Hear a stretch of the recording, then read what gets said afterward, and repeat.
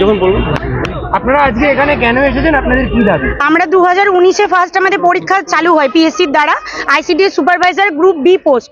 আমাদের স্টেট গভর্নমেন্টের full government job এবং তিনটে টায়ারের পরীক্ষা হয়, প্রিলি, মেন্স, ইন্টারভিউ দিয়ে আজকে আমরা 2795 জন চাকরি পাই। আমাদের রেজাল্ট অনেকদিন পরে বেরোয় এবং সেগুলো নিয়েও আমাদেরকে অনেক কিছু সাফার করতে হয়েছে।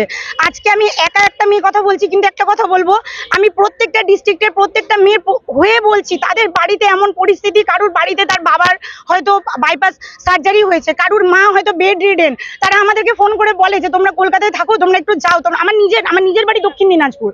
আমার ঘর, আমাদের দাবি শুধু একটাই, আমাদের জয়েনিং চাই। আমরা পরীক্ষা দিয়েছি, আমাদের প্যানেলে কোনো ভুল নেই, কোনো কিছু নেই, সবাই এলিজিবল ক্যান্ডিডেট। আমাদের জয়েনিং দিন। 136 জন পেয়েছে, কিন্তু সেটা আগস্ট মাসে, তারপরে কোনো রিক্রুটমেন্ট হয়নি।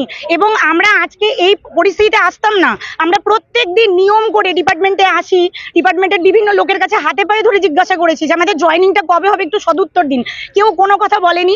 আজকে একটা কথা বললে দুদিন বাদে সেই কথাটার বদল হয়ে যায়, ঠিক আছে? সেই কথাটার মধ্যে কোনো মিল থাকে না।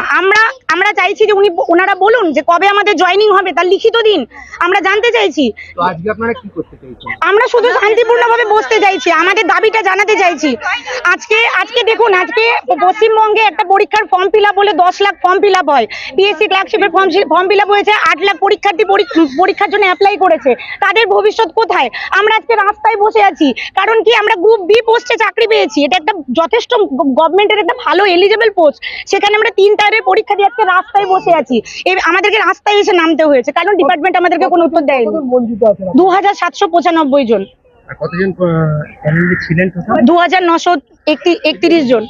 এখন আপনাদের দাবি যদি মানা না হয় তো সেক্ষেত্রে আপনারা কি করবেন? আমরা দেখুন 23টা জেলা থেকে মেয়েরা আসবে, আমাদেরকে তাদের সাথে কথা বলতে হবে, তারা কি চাইছে না চাইছে, সেই হিসেবে আমরা মুভ করব। আমরা এখনই বলতে পারবো না, বহু মেয়ে এখন এসে পৌঁছতে পারেনি।